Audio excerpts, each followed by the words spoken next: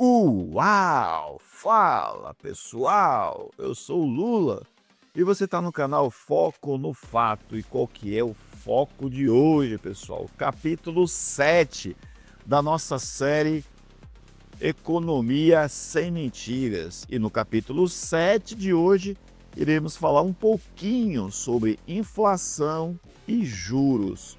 Quem ganha e quem perde quando o juro sobe, pessoal. E lembrar que no capítulo anterior falamos sobre privatizações, ainda iremos trazer um capítulo especial sobre Correios e no próximo capítulo, será o último da nossa série, iremos falar sobre crescimento e justiça.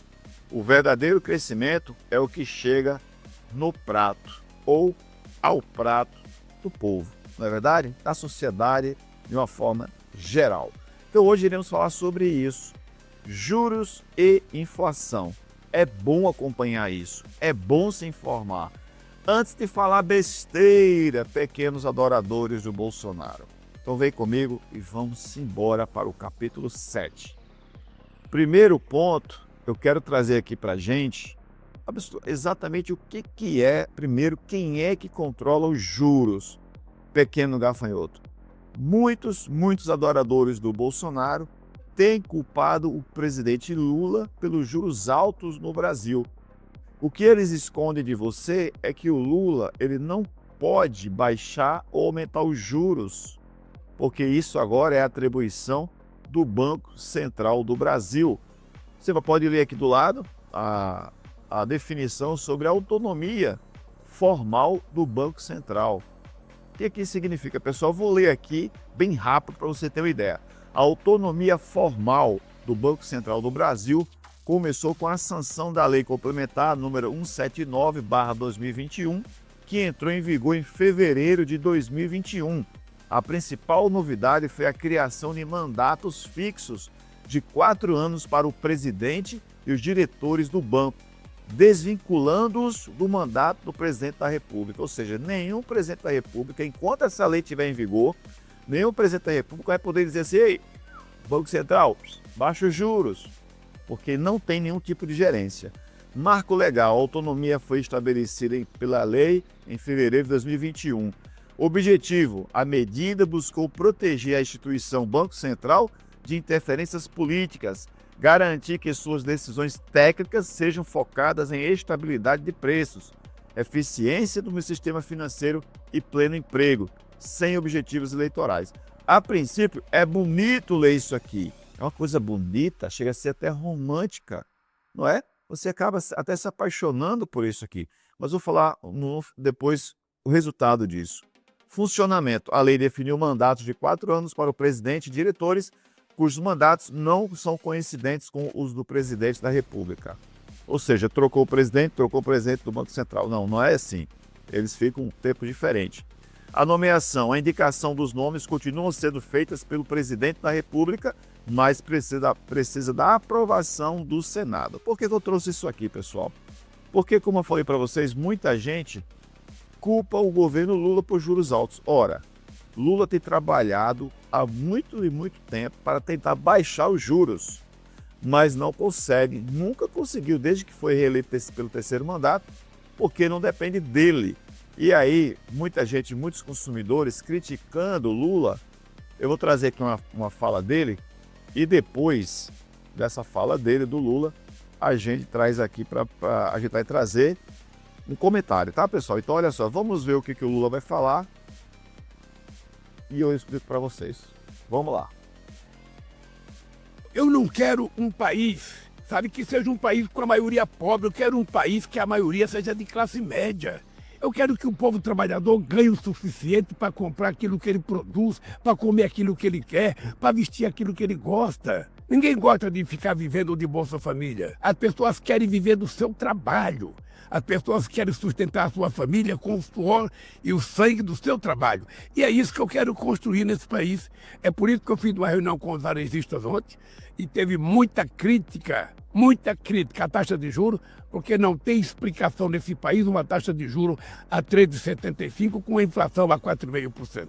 Não tem nenhum sentido. Nós não temos inflação de demanda. O povo não está comprando. O povo, nós temos 72% da população brasileira endividada. As pessoas estão endividadas em cartão de crédito porque compraram comida. Então nós temos que tentar ajudar essa gente. Eu não quero um país, sabe, que seja um país com a maioria pobre. Eu quero um país que a maioria seja de classe média. Eu quero que o... Pronto. Depois desse vídeo do Lula, talvez você consiga entender que o Lula quer baixar os juros, mas não consegue. Por que não consegue? Por conta da autonomia do Banco Central. Mas vamos falar um pouquinho sobre a inflação. Quanto é que está a inflação hoje no Brasil? 4,55%. O Lula disse, como é que pode um juros de... Estava 13,5%, está em 15% agora. O Banco Central, inclusive, deu uma segurada, não aumentou nem diminuiu no último mês a taxa de juros. Mas por que essa taxa de juros é importante, pessoal? Nós já falamos aqui sobre isso, sobre a dívida pública. A dívida pública é um vídeo que nós trouxemos aqui na nossa série Economia Sem Mentiras.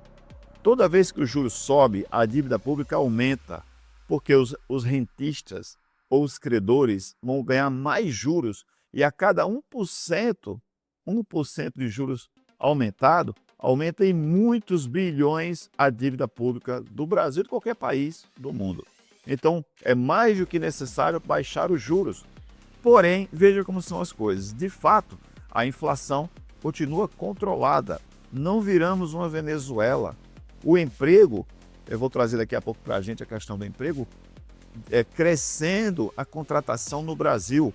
É o pleno emprego, coisa que a gente não via há muitos anos, desde o último governo de esquerda no Brasil. Preste atenção, pequeno gafanhoto. Porém, antes de falarmos sobre o desemprego, quero trazer aqui para você como que foi a média da inflação durante o governo do Jair Bolsonaro. Tem uma média aqui que eu já anotei em 2021, que a gente tira ela, porque é de 10% durante a pandemia, porque os pequenos adoradores do Bolsonaro vão dizer, mas e a pandemia? E a pandemia? A pandemia foi 4 anos do governo Bolsonaro, né? 4 anos. Quando começou o governo Lula, acabou a pandemia para eles. Mas a inflação média ficou em torno de 6,17%, o que também a gente tem que desconsiderar, porque está considerando aqui os 10%. Mas vamos lá, em 2019, 4,31%. Em 2020, 4,52%. Em 2022, último ano do governo, 5,79%. A tendência aqui era de subir, mas ela desceu e está em 4,55% no governo de esquerda, no governo social do governo Lula. E por falar em governo social, olha só isso aqui. A taxa de juros, a taxa de desemprego no Brasil está em 5,6%. A menor da série histórica, iniciada em 2012, para o trimestre encerrado em setembro de 2025. Está se contratando mais, está se consumindo mais, porque o poder de compra tem aumentado. Então, pessoal, no governo Lula, se não fosse essa taxa de juros enorme de 15%, imagina onde a gente estaria agora. Vou usar uma frase da extrema-direita. O Brasil estaria voando. Na verdade, o Brasil estaria em outra galáxia, porque voando o país já está, na minha opinião. Mas você viu agora há pouco o Lula falando sobre o pobre compra comida no cartão de crédito e paga juros enormes às empresas. O que tem acontecido, pessoal? O preço dos juros altos, quem paga é mesmo o povo.